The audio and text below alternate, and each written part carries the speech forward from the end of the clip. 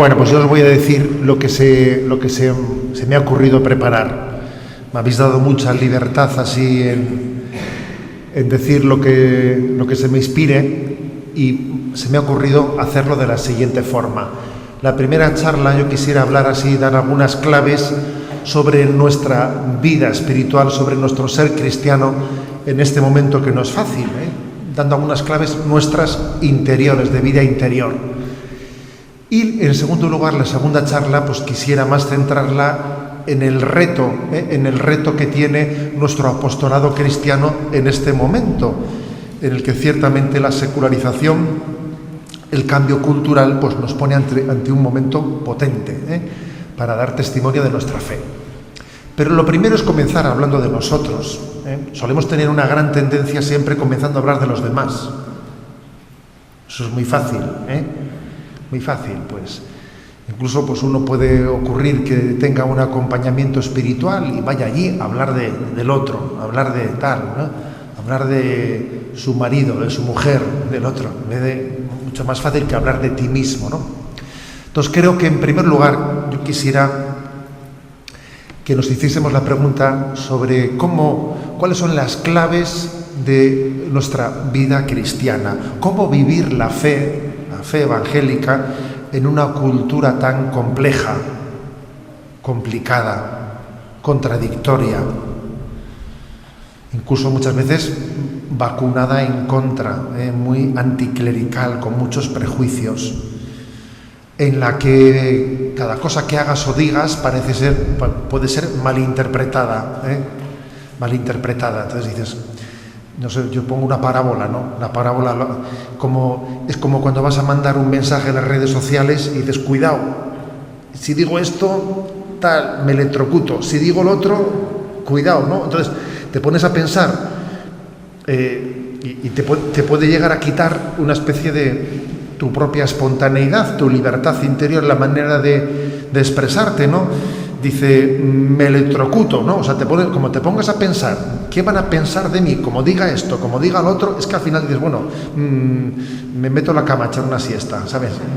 Parece que te puede llegar, o sea, ser cristiano, ser tú mismo, dar testimonio de tu fe en este momento, pues es posible, ¿no?, que pueda tener un plus de complejidad. Entonces, por tanto, la clave, la primera pregunta es cómo vivir nosotros, ¿no?, nuestra fe en este momento. Entonces yo creo que la primera palabra que se me ocurre es la de no perder la inocencia. No perder la inocencia en este momento complejo. Que el momento es muy complejo, sí, pero Dios es sencillo. Dios es sencillo. Luego no perdamos la inocencia. Jesús dice, ten fe, y eso lo simplifica todo, lo hace todo sencillo. Dios hará lo que tenga que hacer, tú tranquilo. No caigas en la tentación de pensar que las estrategias son las que te van a salvar. No nos van a salvar ninguna estrategia, ninguna. Solo Dios salva. Ten fe y punto. Y sé coherente con tu fe. No tengas miedo, no pierdas la inocencia. Tenemos que ser como esos niños, ¿no? Como esos niños vuestros que hay una etapa en su vida en la que le agarran a la mano de su padre y dice, yo estoy con papá, y que se caiga el mundo, ¿sabes? Que se caiga el mundo, que yo estoy con papá y se ha acabado, Yo sé que con él lo tengo todo, ¿no? Esto me recuerda a mí al Padre Pío, que Dios quiso que en el siglo de la secularización, en el siglo XX, fuese una especie como de enmienda de la providencia de Dios a la totalidad, ¿no? Ahí está el mundo del racionalismo, el del mayo del 68, el de Tutí allí, ¿no? Y llega el Padre Pío ante el mundo con su planteamiento tan sobrenatural, dejándose de estrategias, dejándose de historias, y revoluciona el mundo, ¿no? Y al final, pues, del siglo XX, todos esos planteamientos racionalistas de todo eso no va a quedar nada, y lo que va a quedar pues es la huella del Padre Pío, de la Madre Teresa de Calcuta, de San Juan Pablo II. Ellos son los que van a quedar del siglo XX, ¿sabéis? Del siglo XX va a quedar el Padre Pío, la Madre Teresa de Calcuta, San Juan Pablo II. Todo lo demás se lo va a llevar el viento. Y cuando la gente iba, ¿no?, agobiada y agobiarle al Padre Pío y no sé, pues por un fenómeno, ¿no? Y él se escandalizaba de esa admiración de la gente, y él decía: pero si yo solo soy un pobre fraile que reza. Si yo solo soy un fraile que reza. Lo que pasa es que en esa frase está dicho todo, ¿sabes? Porque esa frase tiene dos partes. Cuando se dice si yo solo soy un fraile que reza, primero ha dicho si yo solo soy, que es humildad. Y segundo, un fraile que reza, que es sobrenatural, ¿sabes? Entonces, a veces uno parece que no ha dicho nada, pero lo ha dicho todo. Cuando el Padre Pío dice si yo solo soy un fraile que reza, es pues presentarse ante un mundo complicado, complicadísimo, que te va a juzgar por todas las esquinas, que vamos, cualquier cosa que digas va a ser mal interpretada. O sea, renuncia a ser bien interpretado, olvídate de ti mismo, tú camina en la inocencia como si no te dieses cuenta de lo complicado que es el mundo. Tú sé sencillo, tú ten fe. O sea, no son nuestras estrategias las que nos salvan. Nosotros solemos decir, a ver, estrategia de comunicación. La Iglesia tiene un problema de comunicación. Bueno, pues sí, pero vamos, o sea, nuestro principal problema no es ese, ¿sabes? Nuestro principal problema, a ver, es nuestra santidad. Luego olvídate de la comunicación, a ver, ya vendrá, ¿eh? No nos va a salvar ninguna estrategia, nos va a salvar Dios, y eso solamente se puede vivir con inocencia. Con inocencia. Ahora nos agobiamos, ¿no? Nos agobiamos por cosas que cuando las veamos desde Dios veremos que todo es sencillo, como cuando nuestros hijos enganchan un berrinche por una cosa que es irracional. Yo quiero chocolate, pero si no hay chocolate, yo quiero chocolate. Y dice, bueno, y esto al final pues es que es un berrinche tan irracional que dice uno, pero bueno, este chaval necesita otra perspectiva para darse cuenta de que lo que está quejándose no, es absurdo. Pues lo mismo nos pasará a nosotros cuando veamos las cosas desde Dios. A este momento histórico no le va a salvar los teólogos, no le van a salvar los planes pastorales. No. A este momento histórico lo que le va a salvar es la fe de los sencillos y el ejemplo de los santos. La fe de los sencillos y el ejemplo de los santos es lo que va a salvar esto. Por lo tanto, aquí lo importante es que nos alistemos en el ejército de los sencillos. Que de generales andamos bastante sobrados, ¿sabes? Aquí lo que hace falta es que nos alistemos en el ejército de los sencillos.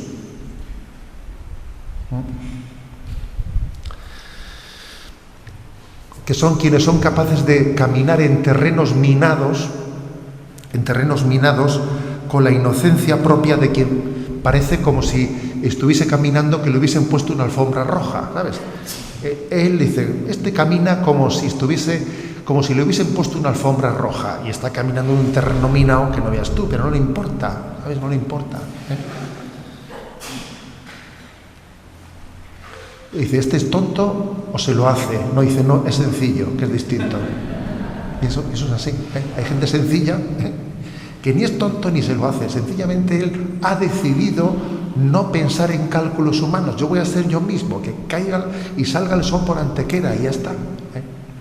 Dios nos da muchas lecciones a este respecto, muchas lecciones, ¿no? de cómo al final no son las estrategias humanas las que triunfan, ¿no? ¿Cuántos ejemplos podríamos decir de nuestra vida?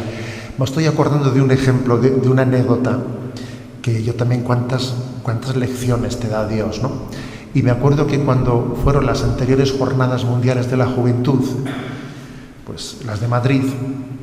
Yo en San Sebastián estaba recién llegado como obispo y claro, San Sebastián era una ciudad muy codiciada, muy solicitada para que la gente, para que todos los europeos que venían hacia Madrid tuviesen en San Sebastián las jornadas previas, ¿no? Y teníamos miles de solicitudes, etcétera, ¿no?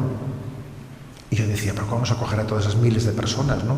Nuestra estructura eclesial dista mucho de ser la que debiera de ser y para poder tener el voluntariado de acogerlo. Entonces, bueno, pues hablé con el ayuntamiento de San Sebastián.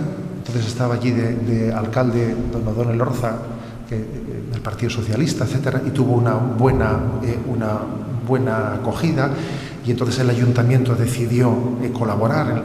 Además venían todos los 1.000, unos 5.000, venían en plena Semana Grande de San Sebastián. Imagínate la Semana Grande como está, pero yo digo, los cogemos en las instalaciones del Estadio de Anoeta, de la Real Sociedad, de los polideportivos municipales, en todos los cogemos. Bueno, pues allí hicimos de todo, ¿no? Para acogerlos, el alcalde les iba a recibir a todos y bueno, pues vamos a poder. Y ocurrió que justo cuando estaban a punto de celebrarse las Jornadas Mundiales de la Juventud, vinieron las elecciones municipales, se produjo allí pues una especie de sorpresa, de repente ganó Bildu las elecciones y claro, faltaban unas semanas para la Jornada Mundial de la Juventud y yo dije, madre mía, ¿no? Y de repente pues todo lo que estaba preparado, todo se vino abajo y entonces los jóvenes ya no eran acogidos en ningún sitio, ni el alcalde les recibía, ni nada de nada, ¿no? Yo dije, madre mía, pero ahora ¿qué hacemos aquí, no? ¿Qué hacemos? O sea, y dice uno, bueno, ¿qué hago? ¿Monto un lío? ¿Qué hacemos aquí?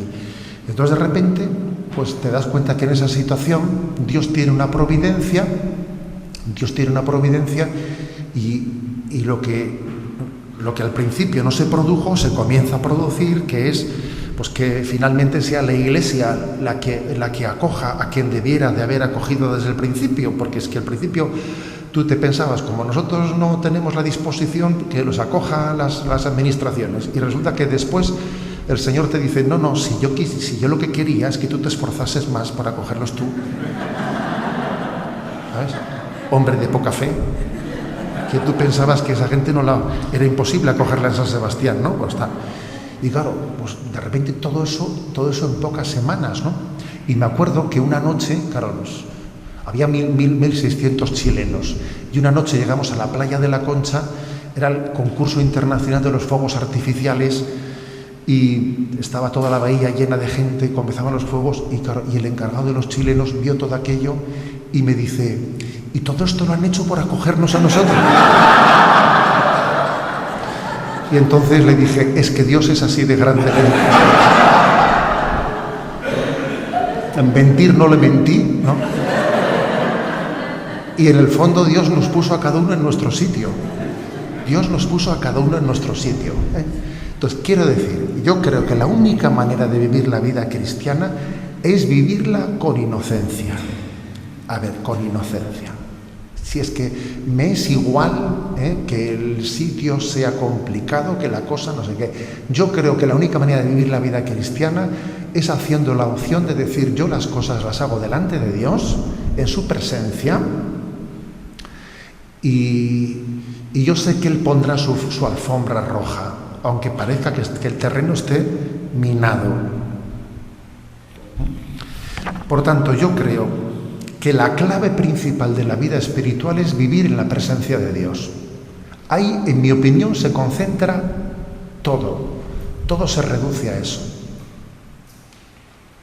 Vivir la presencia de Dios. Tener la inocencia de ese niño que dice, a ver, si yo estoy con mi padre, si me da igual lo que pase aquí, ¿no? Esa inocencia, no ser tonto, en el fondo es la sabiduría del Espíritu, es descubrir que hay una presencia superior, una presencia de Dios superior a los líos, a las dificultades, a los rechazos, a las estrategias, ¿no? Hay una presencia superior que no nos va a dejar nunca de la mano. Yo con los jóvenes de confirmación, allí en Zumárraga, pues muchas veces, ¿no? Muchas veces les solía presentar un ejemplo, que seguro que me lo habéis escuchado en Radio María más de una vez, ¿no? Y les decía, tú imagínate que estás en el medio del campo de fútbol, pues eso, ¿no? Pues de Anoeta o de donde fuere, de tu equipo favorito, y que estás tú solo en medio de un campo, ¿no?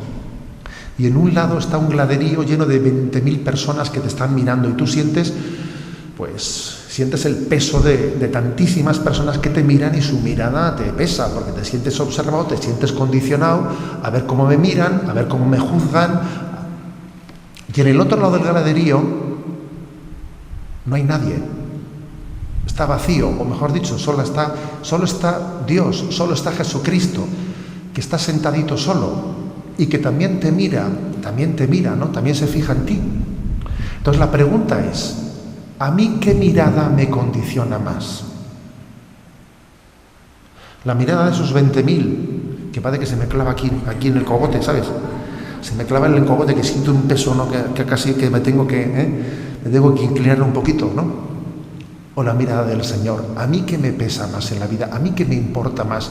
¿Qué mirada, qué presencia es más determinante en mi vida? Porque aunque no nos demos cuenta, todos cuando pensamos, cuando hablamos, cuando nos callamos, lo hacemos ante una presencia. ¿Cuál es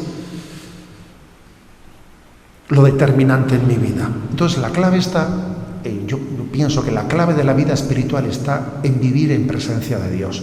Entender que lo determinante es cuál es la voluntad de Dios. ¿Cuál es la voluntad de Dios? ¿Cuál será la voluntad de Dios? Todo lo demás es relativo. La vida cristiana supone un ir descubriendo la voluntad de Dios, ir discerniendo la voluntad de Dios.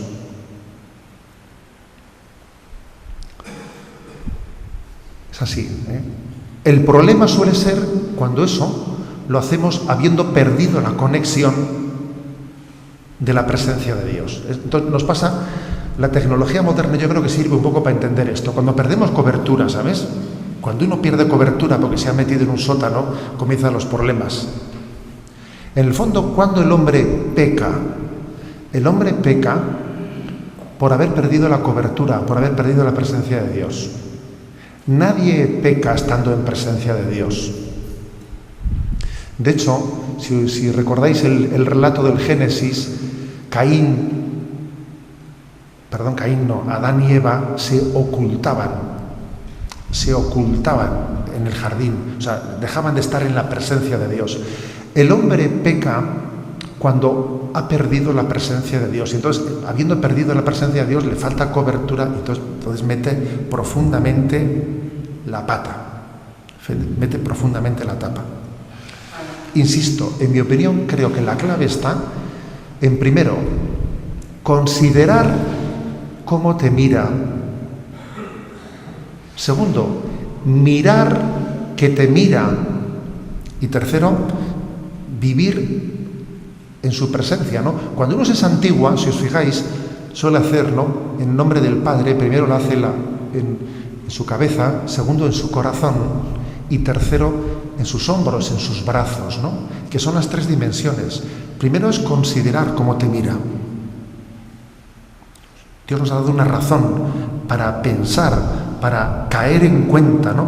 Pero luego es bajar a tu corazón, es decir, contemplarlo, no solo saberlo racionalmente, sino contemplarlo. Mira al que te mira, no solo saberlo, sino mirar al que te mira. Y en tercer lugar, la señal de la cruz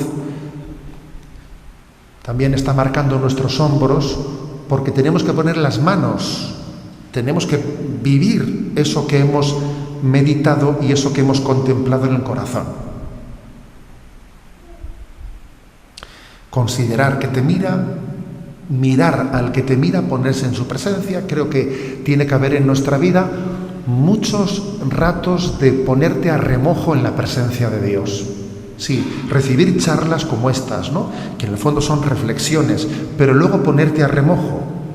Dejar que eso se empape, que baje de aquí hasta aquí, porque las cosas, mientras que no han bajado de la mente al corazón, no han terminado de ser nuestras. Primero, formarse, luego ponerte a remojo en Dios y luego arremangarte, claro, que es la tercera. Esas tres, ¿sabes? Esos tres pasos, la formación, la contemplación y el arremangarse, los tres son, yo creo que 3 pasos seguidos de ese ponernos en presencia de Dios.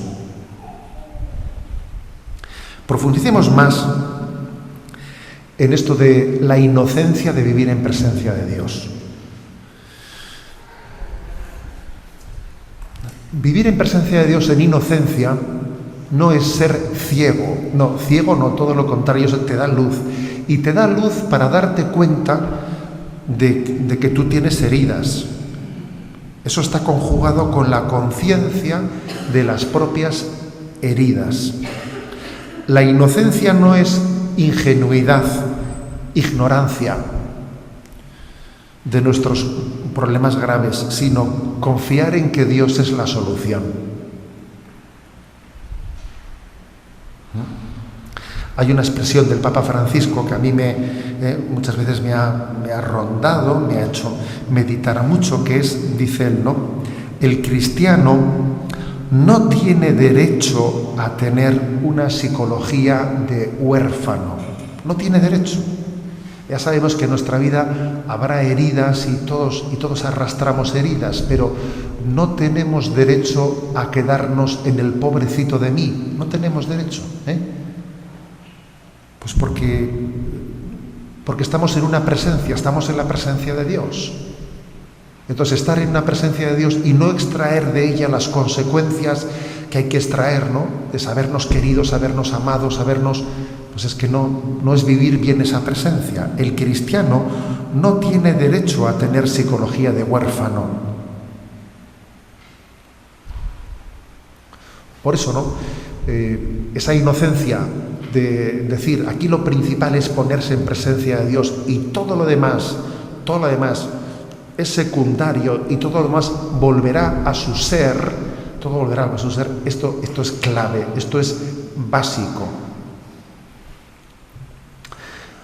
Otro ejemplo que a veces también yo a los chicos se los he puesto con cierta frecuencia por buscar imágenes, ¿no? Porque a veces pues una imagen vale por 1000 palabras, es la imagen de pensar, mira, piensa lo que es una chaqueta caída al suelo. Y si tú esa chaqueta caída al suelo, intentando levantarla, la coges por una manga, levantas una manga y una chaqueta, no se sabe ni qué es. Si la coges por un bolsillo y la levantas, no se sabe ni qué es, ¿no? Pero si esa chaqueta la coges por los hombros y la levantas, pues la chaqueta, todo va a su ser, las mangas van a su sitio, todo va a su sitio, se sabe perfectamente que es una chaqueta y todo el resto de las cosas adquieren su dimensión y su proporción, que son las que tienen que adquirir, ¿no? Algo así nos pasa a nosotros cuando tenemos esa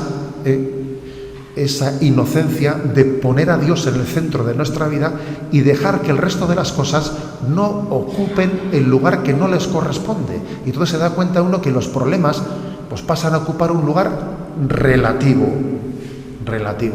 Nuestras preocupaciones no nos pueden estar ocupando plenamente la cabeza.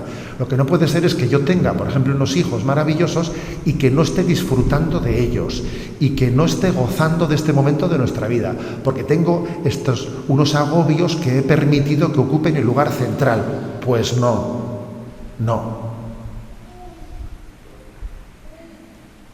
Es así. Creo que es una gran eficacia de la presencia de Dios. La presencia de Dios en nuestra vida es eficaz porque es reordenadora del resto de las cosas.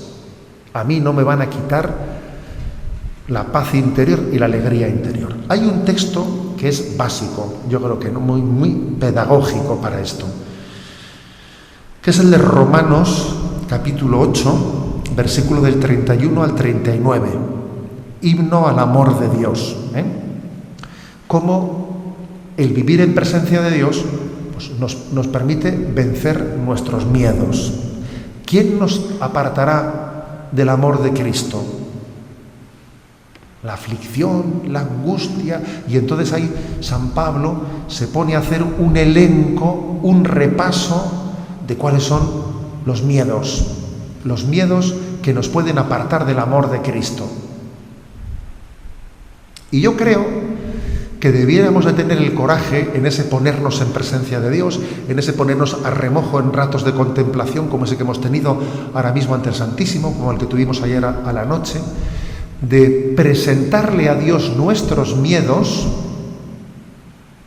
ponerle a Dios, ¿no?, nuestros miedos de vez en cuando, ¿no?, en su presencia, y dejar y ser testigos de cómo Dios es capaz de derritirlos, como cuando la nieve se pone delante del sol y se derrite.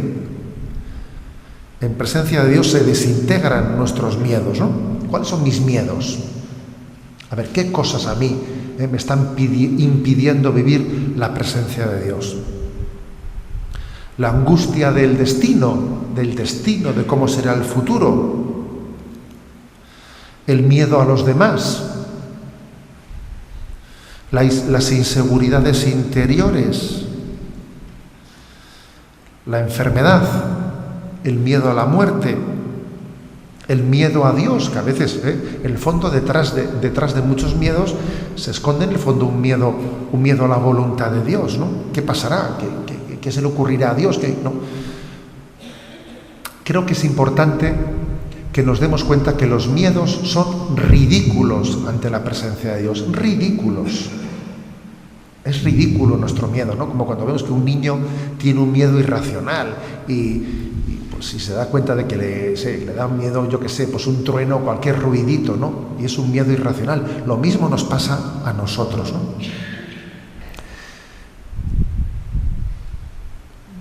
Vivir en presencia de Dios es extraer todas las consecuencias de esa fe tan firme, tan clara y tan determinante, ¿no?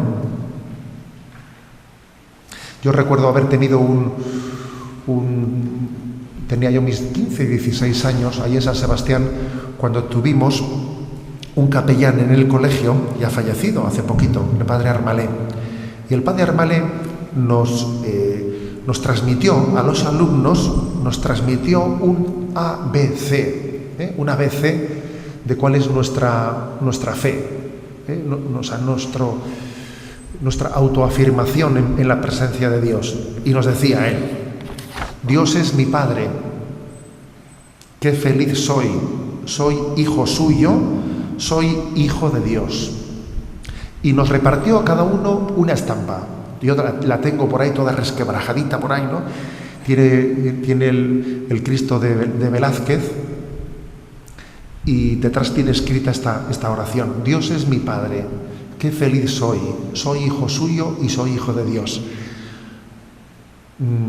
Nos decía: rezadla, afianzaros firmemente en ella.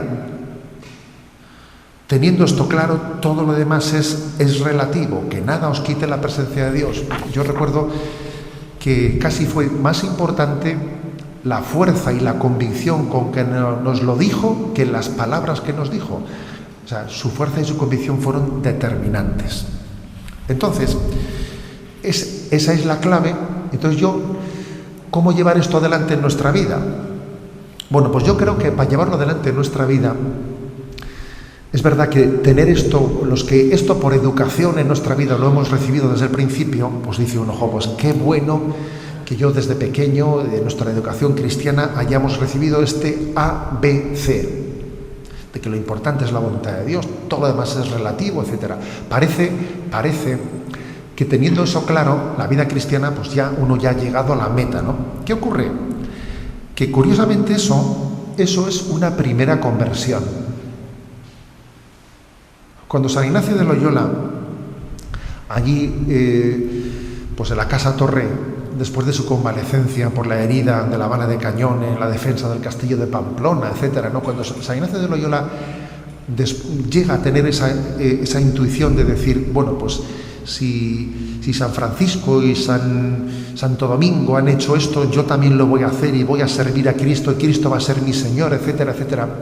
Estoy convencido que San Ignacio se pensó, al haber tenido esa conversión, y uno llega allí y lee que dice: aquí se entregó a Dios Íñigo de Loyola. Esa fue su conversión. Entonces parecería que ya había llegado a la meta. Lo que él pensaba, ya está, o sea, lo que yo necesitaba, ya he llegado. Luego se pegó una sorpresa, ¿sabes? Porque se dio cuenta que la primera conversión sin la segunda no es verdadera. No es verdadera, porque la primera conversión es el deseo de ser de Jesucristo. Yo quiero ser de Jesucristo. Pero, ¿qué ocurre? Que la vida es lo suficientemente compleja, el demonio es lo suficientemente astuto para que luego vengan los circunstanciales, ¿sabes? Y los circunstanciales es, bien, pero ¿de qué manera? ¿De qué momento? ¿En qué circunstancia? ¿Sabes? Y entonces ya empezamos un poco a ese yo quiero ser de Jesucristo, pero a mi manera, ¿sabes? Como yo he pensado, como yo lo he querido. Y a San Ignacio también le ocurrió eso, le ocurrió que San Ignacio le dijo: yo quiero servir a Jesucristo, pero a él se le ocurrió que tenía que ser de una forma pues muy concreta, ¿no? Pues yendo a Tierra Santa, y en Tierra Santa viviendo allí, pues entregándose, pero llegó a Tierra Santa, se intentó quedar allí y no le permitieron. O sea, los franciscanos se dieron cuenta de que era un peligro que un peregrino solo se quedase allí como ermitaño, y le cogieron y obligándole y enseñándole allí además una bula por la que el Papa les había permitido a los franciscanos excomulgar a quien se resistiese. Le metieron en el barco, le dijeron: este es loco de la colina, vamos, y le hicieron volverse. Tú no se puede quedar aquí un ermitaño de esta manera, ¿no? Pero San Ignacio, que él quería entregar su vida a Jesucristo, no te creas que con eso se quedó conforme. Él dijo: ya volveré, aquí solo no se puede. Bueno, pues vale, pues ya vendré acompañado, Y entonces el hombre pues se puso a formar su primera compañía. Se le ocurrió pues ir haciendo sus primeros adeptos en la compañía, y para ir todos a Tierra Santa y allí vivir, ¿no? Pues donde Jesucristo había vivido, en un ideal un tanto romántico, porque ellos han hecho su ideal. Te has hecho tu ideal de cómo tienen que ser las cosas. Lo que hemos dicho antes, ¿sabes? También de la educación de los hijos, que yo me he hecho una ideal de cómo tienen que ser las cosas. Y entonces ellos, es curioso, porque cuando ya tenían los primeros seguidores ya reunidos, como era muy caro el billete de embarcar en Venecia, desde Venecia hasta Tierra Santa, se les ocurrió, pues, mendigar en Venecia y en sus entornos, predicando el catecismo y mendigando. Y cuando fuesen capaces de reunir suficiente dinero para pagar los pasajes, pues ya marcharían todos a Tierra Santa. Iban a estar allí mendigando, consiguiendo el dinero, y todo el mundo a Tierra Santa. Y en la promesa que hicieron, el Señor quiso que introdujesen una cautela en su promesa, y la cautela era la siguiente: si en un año no salía ningún barco de Venecia a Tierra Santa, irían y se presentarían ante el Papa. Curiosamente, Ignacio Tellechea, que es el escritor de un libro maravilloso, ¿no? Solo y a pie, de la biografía de San Ignacio, que es un historiador que se ha ido a los anales del puerto de Venecia. Él ha estudiado esos anales y dice que el único año en todo el siglo que no salió ningún barco de Venecia fue ese año, ¿sabes? No salió ningún barco, porque los moros atacaban y tal. Tú imagínate los otros allí, que habían estado mendigando, que habían conseguido el dinero. De repente pasa un año y no sale ningún barco, ¿no? Y entonces, con una belleza muy grande, Ignacio Tellechea titula ese capítulo, ¿no? Y dice: soñó en Jerusalén, pero despertó en Roma, Y es una gran lección de lo que es la segunda conversión. La segunda conversión es totalmente importante, porque sin ella la primera tiene mucho de romanticismo y tiene mucho de búsqueda de ti mismo. Soñó en Jerusalén y despertó en Roma. De repente, venga, ¿qué hacemos? Venga, a repartir el dinero que hemos conseguido un año mendigando. Venga, vamos a repartir el dinero. ¿Dónde vamos con esto? Tú fíjate cómo tienes que deshacer cosas que tú mismo has hecho, ¿no? Tú has estado ideando cosas, las has estado ahí, tú has construido tu particular castillo de naipes, venga, tíralo, que esto no va a ningún lado. Vamos a empezar de cero. Claro, se presentan en Roma delante del Papa y el Papa les dice, pero vosotros, ¿a dónde vais allí? Pues allí están los hijos de Francisco, ¿vosotros a dónde vais allí? Y todo comienza de cero de nuevo. Bueno, la segunda conversión es importantísima. Entonces yo creo que la vida cristiana tiene que conservar la inocencia de la primera conversión, de que Dios es mi Padre, qué feliz soy hijo suyo, soy hijo de Dios, pero plenamente abierto a la purificación de Dios en tu vida en la segunda conversión, que suele ser costosa la segunda conversión, y suele durar bastantes añitos. Porque es así. Porque si le duró a San Ignacio, digo yo que a nosotros nos durará un poco más. Pues claro, el que no tiene la primera conversión hecha del todo, la segunda cuesta un poco más, ¿sabes? Entonces no vale, la primera conversión es, Ignacio entregó su corazón a Dios, ya, pero es que los complementos circunstanciales son muy importantes. ¿Cuándo? ¿De qué forma? ¿Por qué caminos? Y todo eso es Dios el que tiene que decirlo en tu vida, y no es tú el que tiene que pretender escribirlo. Bueno, Dios lleva adelante la vida espiritual. Yo creo que también este es un tema clave. Dios lleva adelante la vida espiritual. Él va labrando, ¿no?, etapas en nuestra vida espiritual. Creo que una consecuencia muy clave de ello, pues tiene que ser que nadie nos robe la paz y la alegría, que es como otra consecuencia muy evidente de vivir en la presencia de Dios. Que nadie me robe la paz y la alegría, porque este devenir de mi vida espiritual lo lleva el Señor, Permitid una reflexión sobre esto de la alegría. La secularización ha robado la alegría en nuestra cultura. La ha robado. Nuestra cultura se está volviendo muy triste, pues porque la secularización ha robado la alegría. Eso se lo escucho muchas veces decir a mi madre, que tengo la suerte de vivir con ella, de que ella viva conmigo, y pues como en su tiempo, en su infancia, ellos han sido de una generación mucho más alegre, pues eso, en la que todo el mundo cantaba, en la que todo el mundo no sé qué, en la que todo el mundo bailaba, en la que la vida se celebraba la vida de una manera en la que ahora nos hemos cerrado, nos hemos blindado, ¿sabes? Hemos blindado nuestras casas, hemos blindado todo y estamos súper aislados, ¿no? La sociedad no es alegre, la cultura no es alegre, y por eso tiene que recurrir, ¿no?, a comprar la alegría, a ponerse alegre.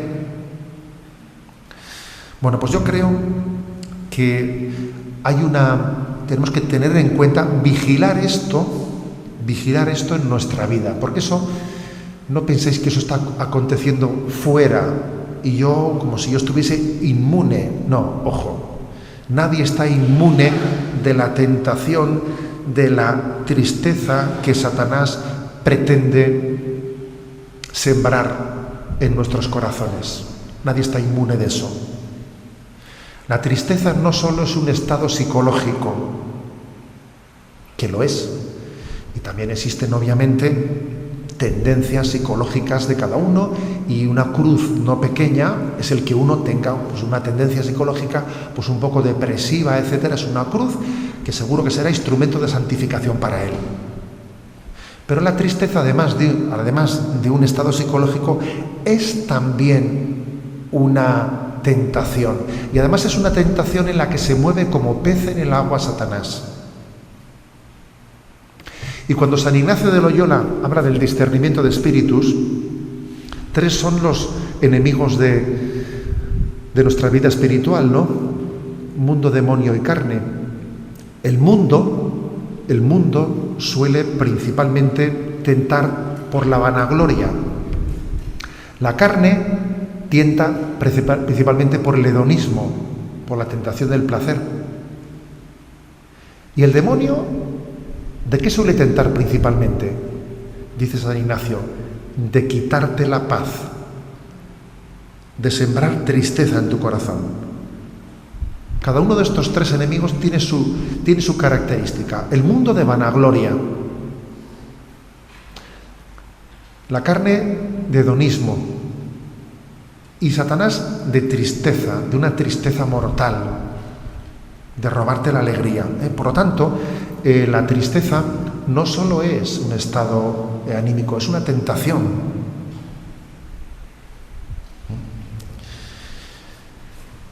Y creo que tenemos que una y mil veces estar atentos ante esa posibilidad de que también nosotros seamos tentados, ¿no? Tentados de... Hay un pasaje evangélico que a mí me hace...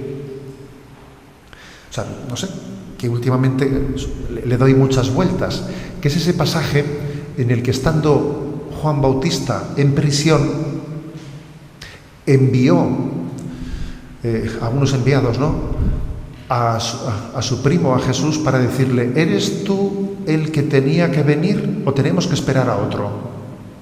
Entonces Jesús le dice: id y decidle a Juan, los ciegos ven, los cojos andan, a los pobres se les predica el Evangelio, y dichosos los que no se sientan escandalizados de mí, o los que no se sientan decepcionados por mí. ¿Por qué dice eso de que dichosos los que no se sientan escandalizados por mí? Hombre, porque los signos que Dios está haciendo son potentes, pero son humildes también. Los ciegos ven, algunos ciegos, otros siguen ciegos, ¿sabes? Jesús no curó a todos, curó a bastantes. Los cojos andan, algunos, otros siguen cojos, ¿no? Algunos les resucitó, pero poquitos, la mayoría siguen, ¿sabes? Y además los que resucitó luego volvieron a morir, ¿sabes? Lázaro volvió a morir. Entonces por eso dice: y dichosos los que no se sientan escandalizados por mí, los que no se sientan decepcionados por mí, porque tenemos que ver los signos de Dios y ver en ellos las arras del cielo. Ver en los signos de Dios las arras del cielo, sabiendo que la alegría plena queda para el cielo. Yo no puedo pretender que el cielo esté aquí, no. Estos son las arras del cielo, son las arras del cielo. El cielo llegará después. Entonces el demonio pretende decirte: ¿ves tú? Sí, a ese le han curado, pero hay dos más que siguen enfermos, tú. Ese es el demonio, ¿sabes? Que no va, o sea, que los signos de Dios va a intentar que te sientas decepcionados de ellos. Jesús ha hecho esos signos de salvación, sí, pero yo hubiese hecho un poquito más, no sé, ¿sabes? Ese es el demonio, ¿sabes?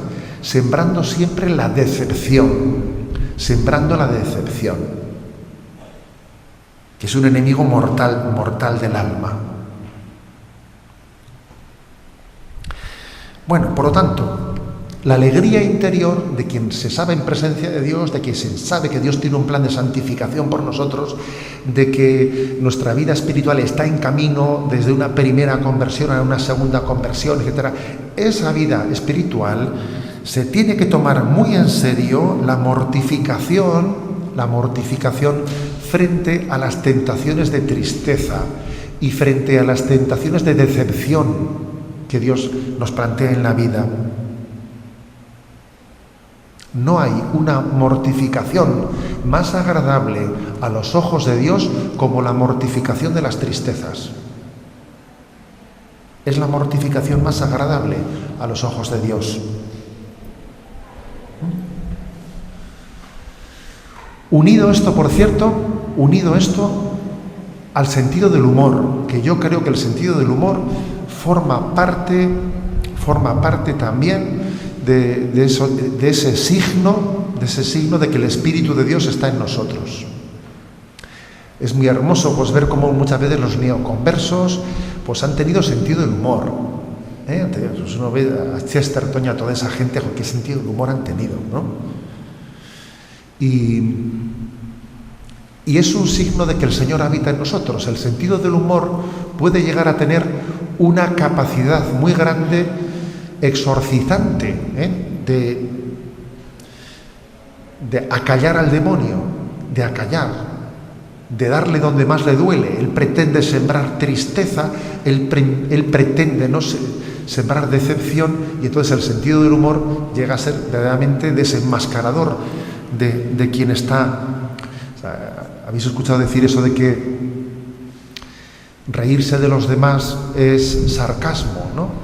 Reírse con los demás es amistad, pero reírse de uno mismo, con ese don de Dios que nos reímos de nuestras propias miserias, es un regalo de Dios, es virtuoso. Es importante tener humor con los demás, ¿no? En la amistad. Más importante todavía es tener un sano humor hacia nosotros mismos, relativizador de nuestros agobios. Relativizador de nuestros agobios, ¿no? Ese sentido del humor tiene una fuerza exorcizadora porque en el fondo está destronando a nuestro yo de esa pretensión de sentarse en el sillón que es el centro del mundo, Y hacemos el ridículo, ¿no? Cuando alguien pretende estar sentado en el sillón central del mundo, entonces reírse uno de sí mismo, salirse un poco de fuera y decir, pero ¿a dónde vas tú? Quítate de en medio, hombre. Es muy importante, es muy sanador. Es muy sanador de tantas cosas, ¿no? Bueno, pues ese don que, por cierto, yo muchas veces suelo invocarle a Santo Tomás Moro, patrono del buen humor. Sabéis que Santo Tomás Moro está proclamado como el patrono del buen humor. En medio de situaciones verdaderamente complejas, él vivió el humor en medio de su propio martirio. Él decía de sí mismo que él no tenía madera de mártir. Decía, yo no tengo madera de mártir, no tengo madera de mártir. Que un mártir diga que no tiene madera de mártir, pues no deja de ser gracioso, Y además es totalmente cierto, porque no tiene madera de mártir, porque eso es un don sobrenatural. Pretender ser mártir por un don natural no puede ser, ¿no?